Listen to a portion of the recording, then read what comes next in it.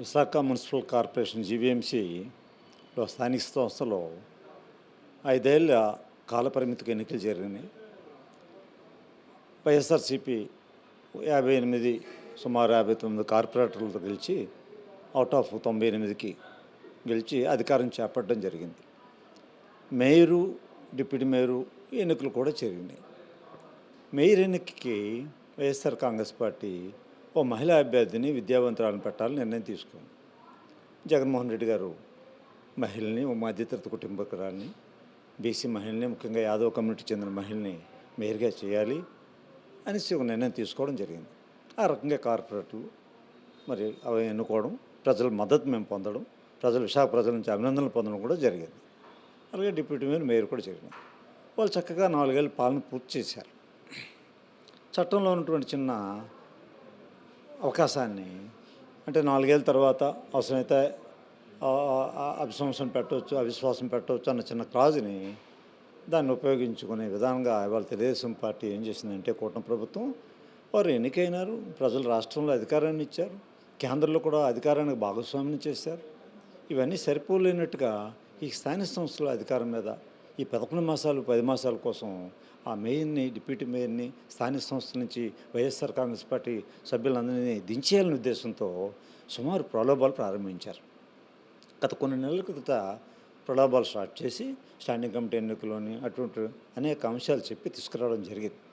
So చిన్న చిన్న విషయాలు మేము తట్టుకోలేకపోతున్నాం, ఒక పక్క కార్యకర్తలు మొదలు పెడుతున్నారు, మేమైనా ప్రశ్నిస్తే, ప్రభుత్వం చేసిన తప్పులు ప్రశ్నిస్తే మా మీద వేరే కేసులు పెట్టే ప్రక్రియ ఉంటుంది, దాన్ని ఏదో రెడ్ బుక్ అని చెప్పడం, భయపెట్టడం, భయభ్రాంతులు చేసే కార్యక్రమాలు జరుగుతున్నాయి. ఏదైనా మా కార్యకర్తలు బలంగా చక్కగా ఉన్నారు. ఈ మేయర్ ఎన్నిక వచ్చేటప్పటికి అందులో వీళ్ళందరినీ ఇంకా ఒక హార్స్ ట్రేడింగ్ లాగా కొనుగోలు, అమ్మకాలు, ఇతర ప్రలోభాలు, ఒత్తిళ్ళు తెచ్చేసి వ్యాపారాలు చేసుకున్న వ్యాపారం భయపెట్టి వీళ్ళందరూ సుమారు ఒక 27 మందిని మా పార్టీ నుంచి తీసుకెళ్ళిపోయినారు. వీళ్ళంత ధైర్యం, కొంతమంది ధైర్యం ఉన్నప్పుడు కూడా వేసి అవిశ్వాస తీర్మానం పెట్టడం. అవిశ్వాస తీర్మానంలో మరి అతి కష్టం మీద కూటమి ప్రభుత్వం నాయకులందరూ కలిసి, చంద్రబాబు నాయుడు గారు కానీ, పవన్ కళ్యాణ్ గారు కానీ, బీజేపీ కానీ అన్నీ కలిపి ఒక్కొక్కరితో అవిశ్వాస తీర్మానం నెగ్గడం జరిగింది.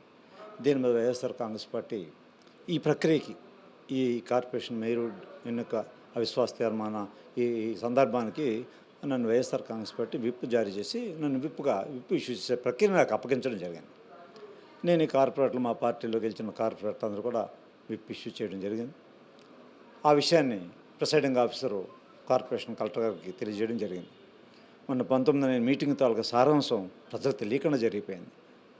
మా సభ్యులు ఎవరు వెళ్ళడానికి మేము వెళ్ళలే, మాకేం తెలిసే అవకాశం లే, విప్గా నాకు అవకాశం లే. సరే, ప్రక్రియ జరిగిపోయింది. దాని విషయాలు తెలియాలి కదా. మీ ప్రభుత్వం మీరు మీ సభ్యులు చేసేసుకున్న దాన్ని మాకు పూర్తిగా కాపీ కావాలి, వివరణ కావాలి. ఇవాళ కలెక్టర్ గారిని కలిసి, అయ్యా మొన్న జరిగినటువంటి మీటింగ్ తాలూకా సారాంశాన్ని అంతా కూడా మాకు ఇవ్వండి, వీడియో, ఆడియో, ఫోటోగ్రాఫ్స్, డీటెయిల్స్ అన్ని ఇవ్వండి. ఎవరు ఏ పార్టీకి చెందినవారు, నేను మీకు లెటర్ ఇచ్చున్నాను, ఎవరు ఏ పార్టీకి ఎన్నికైనారు, ఏ పార్టీకి ఓటేశారు అని వివరాలతో కూడిన కార్యక్రమం కావాలని చెప్పి అడగడం జరిగింది. రెండవది, ఈ విప్ జారీ చేసే విధానంలో రూల్ 14 ప్రకారం ఏవైతే ప్రాసెస్ చేయాలో ఆ విధంగా చట్ట ప్రకారంగా వైఎస్ఆర్ కాంగ్రెస్ పార్టీ ఆ ప్రాసెస్ చేసింది. ఆ విషయాన్ని కలెక్టర్ గారు దృష్టిలో పెట్టి ఇండివిజువల్గా 27 మంది కార్పొరేటర్లు మా పార్టీ నుంచి ఎన్నికై మేము ఇచ్చిన విప్ని ధిక్కరించి పార్టీ నిర్ణయానికి వ్యతిరేకంగా ఓటేయడం జరిగింది.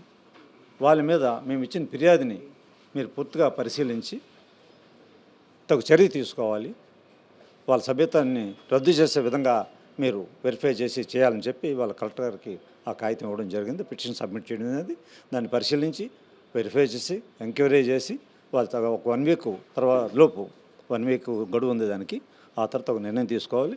మరి చట్ట ప్రకారం చూసినట్టయితే మేము తీసుకున్న నైతికంగా కూడా చట్ట ప్రకారం చూసిన 27 మంది కార్పొరేటర్లు సభ్యత్వం రద్దు చేయాలి కలెక్టర్ గారు.